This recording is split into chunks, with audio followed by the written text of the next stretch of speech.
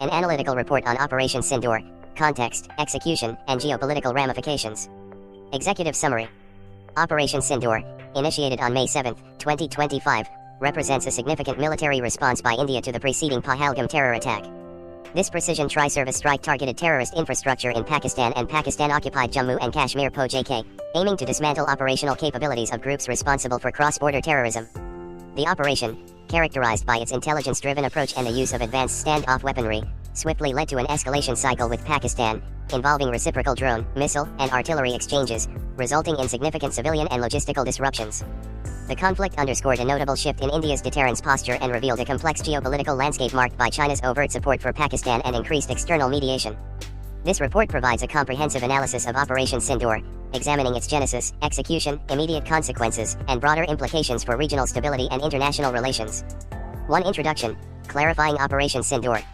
This report addresses the user's query concerning Operation Sindoor by clarifying that the extensive available information consistently refers to the military action as Operation Sindoor. This distinction is critical for an accurate understanding and analysis of the event, as the term Sindoor carries a specific symbolic meaning within the context of the operation, referencing the red powder worn by married Hindu women and serving as a tribute to the victims of the Pahalgam attack.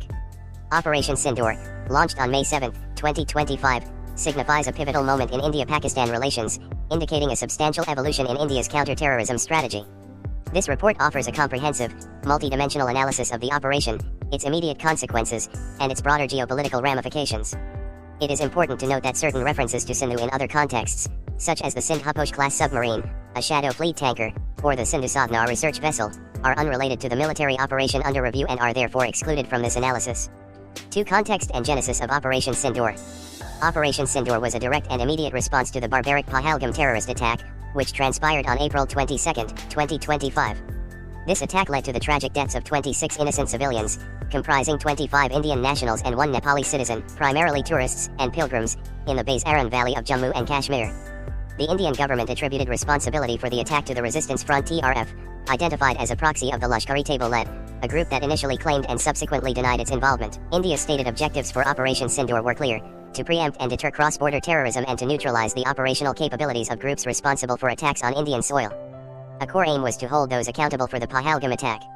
India characterized its actions as focused, measured, and non-escalatory in nature, explicitly stating that no Pakistani military facilities have been targeted in an effort to minimize escalation risks. This was a deliberate strategic choice designed to signal India's intent and avoid a broader conflict with the Pakistani state. Defense Minister Rajnath Singh indicated that Operation Sindoor was an ongoing operation and asserted that the strikes had resulted in the deaths of over 100 terrorists. The immediate and robust nature of Operation Sindoor, launched merely days after the Pahalgam attack and its civilian casualties, suggests a notable departure from India's previous, potentially more restrained, responses to terror incidents. India's explicit objective to preempt and deter and its declaration of a zero-tolerance stance against terrorism signify a hardening of its strategic posture. The characterization of India's actions as demonstrating considerable restraint in selection of targets and method of execution, while simultaneously undertaking the most expansive military operation conducted by the Indian Armed Forces since the 1971 war, points to a new doctrine of calibrated force. This indicates India's willingness to undertake significant military action, including cross-border strikes, without necessarily escalating to full-scale warfare, but with a clear intent to impose costs and redefine deterrence. Beyond strategic objectives, the operation appears to have been influenced by domestic political considerations. The naming of the Operation Sindoor as a tribute to the victims' families, symbolizing love and loss, coupled with the government's emphasis on accountability and a strong stand against terrorism, likely resonated with a domestic audience seeking a decisive response, particularly given the tragic civilian casualties. Analysis by Christoph Jaffarelli points to the impact on the Hindutva narrative and BJP strategy. This suggests that, in addition to its strategic aims, the operation served to project strength and fulfill political commitments to the electorate, potentially influencing public perception and bolstering support for the government. 3. Execution of Operation Sindoor. Operation Sindoor commenced on May 7, 2025. It was executed as a tri-service effort, with the Indian Army, Navy, and Air Force operating in unison. Although all three branches were involved, the Indian Air Force IAF played a prominent role in conducting the airstrikes.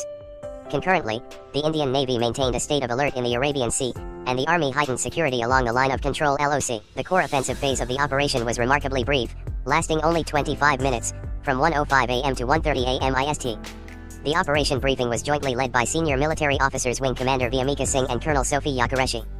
The operation was fundamentally intelligence-driven, leveraging a combination of satellite surveillance, drone technology, and human intelligence. IAF fighter jets initiated their sorties under the guise of a training exercise, employing radar blackouts and NOTAM notice to airmen to obscure their movements and maximize the element of surprise. The strikes were conducted using standoff weapons, with missiles launched by fighter jets from Indian territory, reportedly without Indian aircraft entering Pakistani airspace. Key weapons systems deployed included Scalp Storm Shadow cruise missiles. These are long-range, air-launched missiles designed for deep strikes against high-value, entrenched targets. Hammer highly agile modular munition extended-range precision-guided bombs. These all-weather munitions, manufactured by France-based Safran, are resistant to jamming and capable of being launched from low altitudes over challenging terrain, used for medium-range precision attacks on static or moving targets. Sky Striker suicide drones, loitering munitions, kamikaze drones. These systems, capable of carrying a warhead of up to 10 kilograms, provided real-time intelligence and executed precise strikes when necessary. Additionally, BrahMos cruise missiles were reportedly employed. The operation involved a multi-domain, high-precision offensive spanning Pakistan's Punjab province and Pakistan-occupied Jammu and Kashmir POJK. Precision strikes targeted 9 specific sites, 4 located in Pakistan and 5 in POJK. These locations were identified as being linked to anti-India terrorist groups such as Lashkar-e-Taiba-led, Jaish-e-Mohammed Jim, and Hizbul Mujahideen. Notable targeted sites included Muridka, identified as the lead headquarters, and Bahawalpur, the Jem headquarters. India subsequently released satellite images purportedly demonstrating damage at the targeted sites. Initial claims from India indicated that over 100 terrorists were killed, with another source specifying around 70 fatalities. Significant casualties included Jaish-e-Mohammed Jem leader Abdul Rauf Azhar, and reportedly 10 family members of Jem chief Masood Azhar. Masood Azhar himself confirmed the deaths of 10 relatives and 4 associates in the Bahawalpur attack.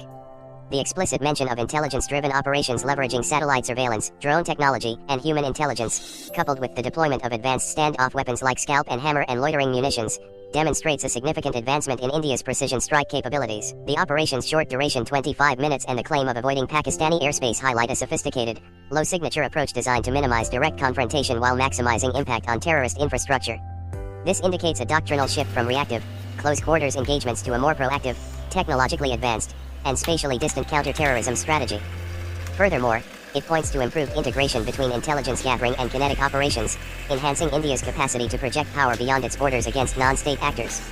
The deliberate targeting of headquarters of major terrorist groups like Let and Jem Muridka, Bahawalpur, and the alleged killing of high-value targets such as Abdul Rauf Azhar and Masood Azhar's family conveyed a clear message of India's intent to dismantle the leadership and operational capabilities of these groups. The choice to explicitly avoid Pakistani military installations on the first day, despite the operation being the most expansive military operation since 1971, was a calculated move to signal that the objective was counter-terrorism, not a broader war with the Pakistani state. This nuanced targeting strategy aimed to impose costs on Pakistan for allegedly supporting non-state A.